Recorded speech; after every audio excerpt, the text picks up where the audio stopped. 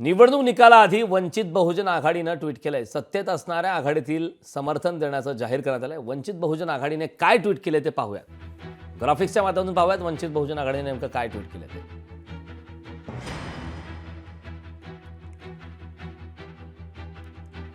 तर आम्ही सत्ता निवडू, सत्तेत राहायला निवडू. जर उद्या महाराष्ट्रात सरकार स्थापन करण्यासाठी वंचित बहुजन आघाडीला कोणत्याही पक्षाला किंवा आघाडीला पाठिंबा देण्यासाठी संख्याबळ मिळाले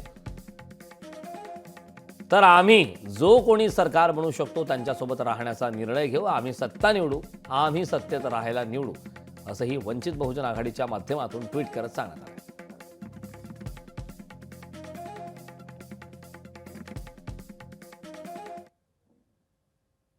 प्रकाश आंबेडकर हे एक लोकशाही मानणारे नेते आहेत. त्यांचे जर 50-60 आमदार निवडून येत असतील आणि गरज लागली 50-60 आमदारांची, तर आम्ही नक्की, आणि महाराष्ट्राचे महत्त्वाचे नेते आहेत ते प्रकाश आंबेडकर साहेब, आम्ही नक्की त्यांचा विचार करू. काय विचार करायचा नाही.